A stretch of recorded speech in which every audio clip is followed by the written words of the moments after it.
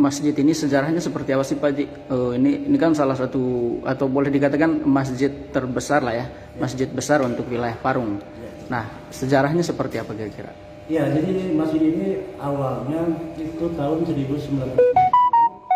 Ini saya cerita ini saya dapat dari Ketua Dewan Pembina Pak Haji Abdullah, bahwa pada 1930 itu masjid ini dirintis dibangun oleh kakek saya, namanya kakek Muhammad Hasan.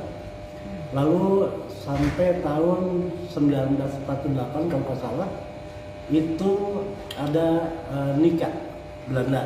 Nah ketika nikah itu, jadi para pejuang kita itu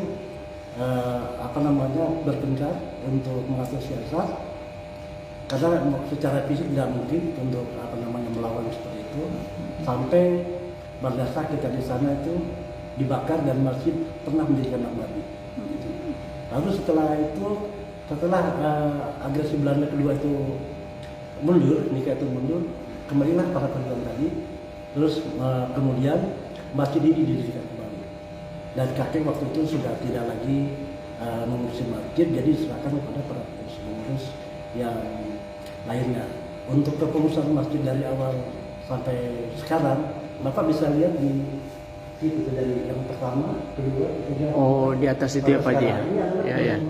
DKM masjid yang ada yang paling pertama itu Bapak Entong. Oh, iya. Rumah Arab yang ada di situ. Berarti ini termasuk salah satu masjid yang cukup bersejarah untuk pergerakan kemerdekaan juga ya Pak Ji? Betul. Artinya pergerakan kemerdekaan juga dirintis di masjid ini oleh kakeknya Pak Haji. Nah, sehingga pernah dibakar oleh Belanda ya. Oke. Lalu kemudian setelah itu kemari karena kita masjid itu sudah cukup aman dan DKM juga sudah mulai bagus mapan itu. Lalu sebagian tanah kakek itu dibeli oleh DKM supaya nanti kepemilikan masjid itu jadi murni milik masyarakatnya. Lalu ada satu kejadian yang membuat masjid ini sekarang menjadi lebih besar. Waktu itu Pak Edioso, dia adalah Bupati Bogor. Nah, sholat di masjid ini Pak, hujan. Nah begitu hujan, kan anunya banyak, jamaah. Enggak kebagian beliau. Nah terus juga ada yang di Selasar itu pada hujanan.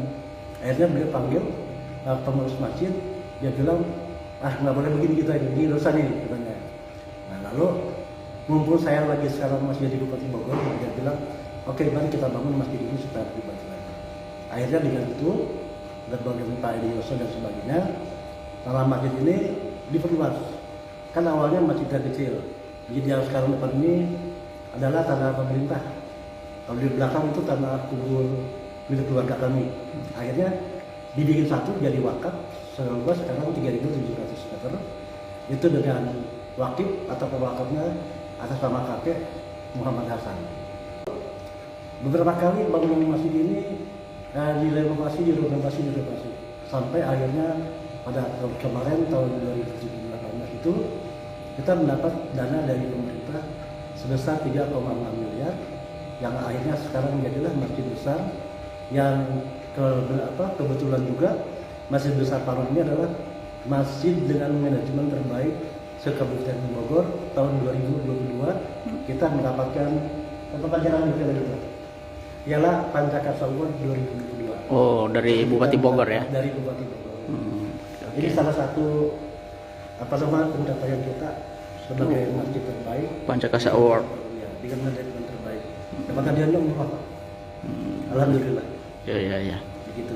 Okay. Mungkin demikian sekilas tentang masjid besar yang disolihin Pak. Kalau kegiatannya apa saja sih Pak Haji untuk kegiatan rutin yang digelar di masjid ini? Ya, kegiatan rutin kita adalah setiap selain kita mengadakan sholat berjamaah, kita setiap Kamis malam Jumat ada kegiatan pengajian terpajak. Nanti bisa bertanya sama mereka yang kita punya remaja itu namanya remaja Marisa, remaja masjid yang disolihin. Kemudian kita juga setiap hari kita ada kajian-kajian yang disebut maghrib mengaji. itu dari hari Senin, dari hari Selasa, Rabu, Kamis, Jumat dengan masing-masing narasumber yang berbeda. Begitu.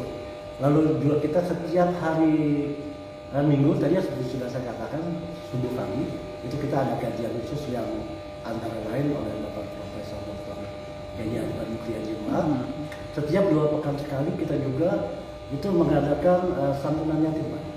Jadi kita sekarang punya kurang lebih 85 yatim dan duafa serta duafa yang permanen. Itu kita berikan santunan pada mereka dengan cara mereka datang mengaji, kita berikan pembekalan, lalu setelah itu kita kasih makan mereka, lalu kita kasih santunan per orang Rp50.000. Karena kan kita tahu kalau dulu itu yang namanya yatim kesannya sedih ya, miskin dan pokoknya hal-hal yang menyedihkan. Nah, kita ingin mengubah hal itu menjadi yatim yang bergembira dan yatim yang hebat, yang yang berpotensi. Untuk itu kita didik mereka, kita juga bantu mereka. Bahkan ada salah satu yatim sekarang itu sudah hampir selesai kuliah di UNJ. Begitu. Dan untuk yatim sendiri kita kegiatan-kegiatan tidak hanya kita di dalam, hampir setiap tahun kita mengadakan kegiatan di luar. Contohnya kita kemarin mengadakan kegiatan di BRIN, Badan Riset Inovasi Nasional, ya. Ketemu dalam Pasar Hati untuk salah satu perancang pesawat terbang N19. Kita juga pernah keluar di mana itu di Serpong, jadi untuk mengadakan latihan manasik. Juga kita kadang sambil ada beralam, kita ke Gunung Menara, dan hampir setiap tahun kita mengadakan kegiatan-kegiatan. Pak Haji, kalau di depan itu kan ada ini juga ya, ada tempat khusus untuk UKM ya. Itu salah satu program dari masjid ini. Betul. Jadi gini, Idara itu kan salah satu programnya bagaimana melihat keadaan masjid di sekeliling kita. Ya, kita lihat apakah masjid di sekeliling kita itu sudah makmur, apakah masih perlu kita bantu. Nah, jadi dengan hal-hal seperti itu, maka kita untuk meningkatkan ekonomi masyarakat sekitar, kita bangunlah UMKM. Kita ada 27 UMKM, yang mana kalau biasanya UMKM itu kalau di secara umum kita sewa mereka minimal Rp750.000. Karena ini sifatnya kita sosial, kita beri mereka hanya Rp350.000 untuk per bulan. Kemudian yang di pinggir jalan itu kita kasih cuma Rp200.000 untuk yang per bulan. Karena kita fungsinya ya fungsi sosial tadi. Dan itu yang kita ambil adalah kita utamakan orang-orang yang di sekitar. Ketika orang-orang yang ada di sekitar kita sudah cukup, baru kita ambil orang-orang dari luar sekitar. Berarti komplit ya Pak Haji ya, antara kegiatan keagamaan, kegiatan sosial, semuanya ada di masjid ini.